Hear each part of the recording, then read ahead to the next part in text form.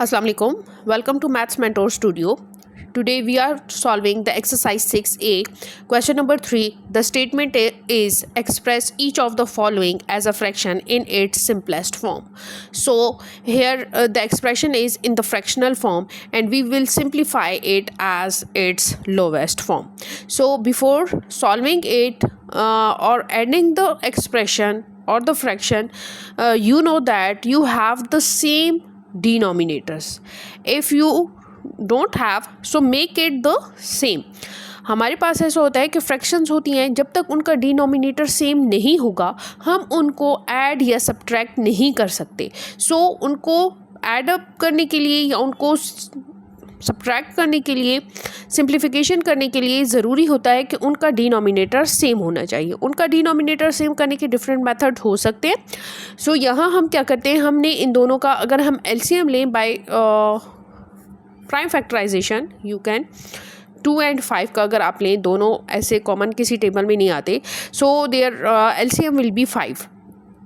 ऐसे common factor, ऐसे elements, ऐसे नंबर्स जिनका कोई कॉमन फैक्टर नहीं होता, आप उन दोनों को जब मल्टीप्लाई कर लेते हो तो वही उनका एलसीएम बन जाता है.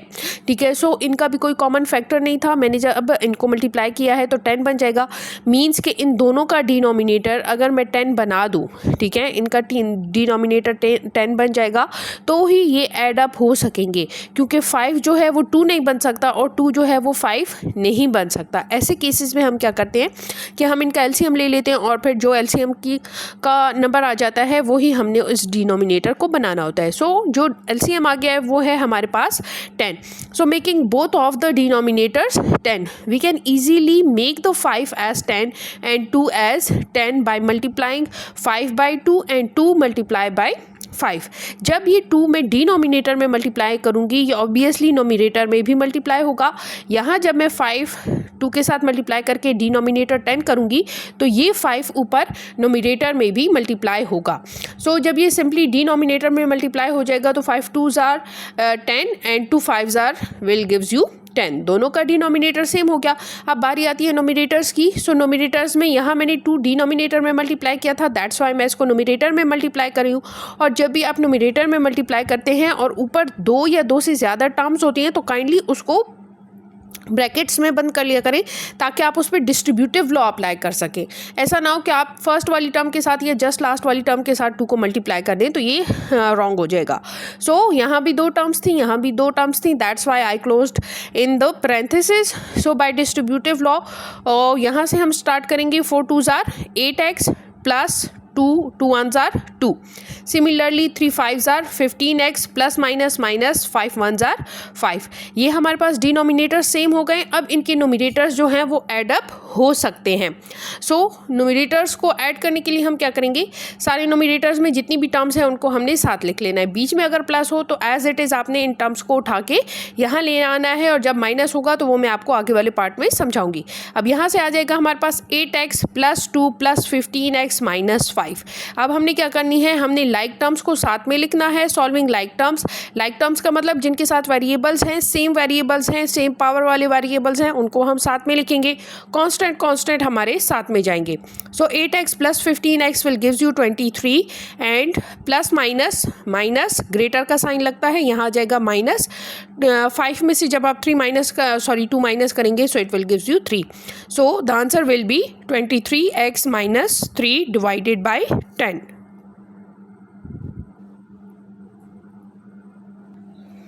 Here is another part F, which is 3y minus 1 divided by 4 and minus 2y minus 3 divided by 6.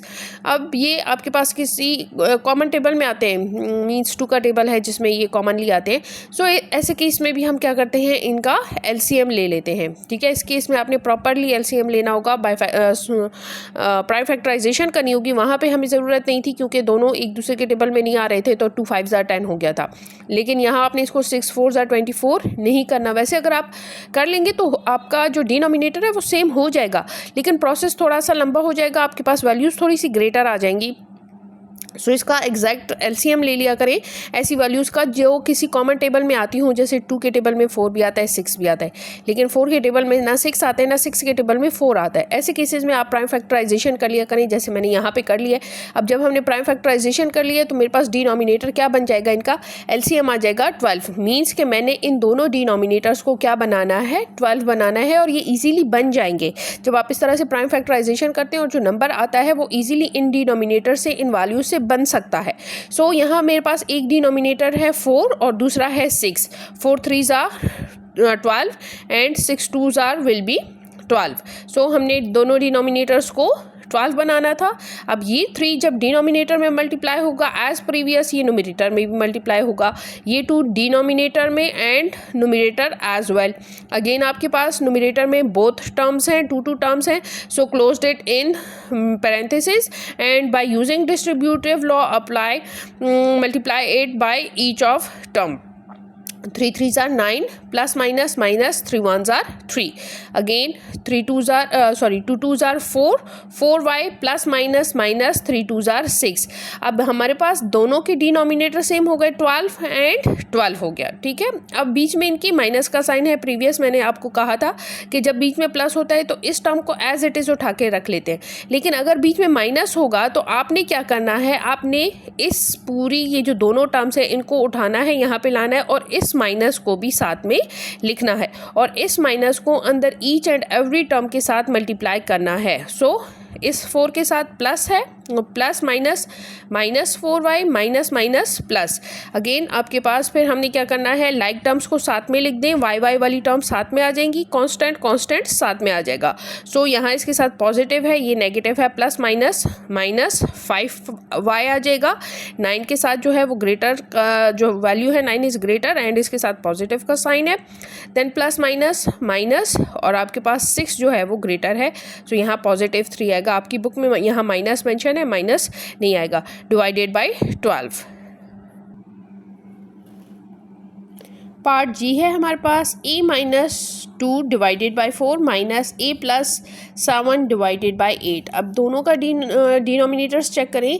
4 जो है वो इजीली 8 बन सकता है, सो हम क्या करेंगे, दोनों के डिनोमिनेटर्स को 8 बना देंगे। 8 ऑलरेडी 8 है, सो इसको हम अगर 2 से मल्टीप्लाई करें विद नोमिनेटर एंड डिनोमिनेटर तो ये आपके पास 8 बन जाएगा। ठीक है, सो ये आ जाएगा 4 2s are 8 और ये बाय डिस्ट्रीब्यूटिव लॉ अंदर मल्टीप्लाई हो जाएगा 2a माइनस 2 2s are 4 हो जाएगा और ये a प्लस 7 डिवाइडेड बाय 8, क्योंकि इसमें हमने कोई चेंजेस नहीं की, ये ऑलरेडी 8 था।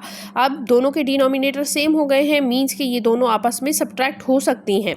सो हम क्या करेंगे कि इनके दोनों के नोमिनेटर्स को ऊपर लिख लेंगे और ये माइनस है तो ये अंदर इन दोनों वैल्यूज़ के साथ मल्टीप्लाई होगा। सो यहाँ आ जाएगा हमारे पास 2a minus 4 minus a minus 7, दोनों के साथ पॉजिटिव था, इस माइनस ने इन दोनों को नेगेटिव कर दिया है। सो 2a में से जब 1a माइनस हो जाएगा, जिसके साथ कोई कॉफिशिएंट नहीं होता उसके साथ 1 होता है, 2a में से 1a माइनस हो जाएगा तो a आ जाएगा। बड़ी वैल्यू के साथ पॉजिटिव का साइन है तो मीन्स इसके साथ भी पॉजिटिव आ जाएगा।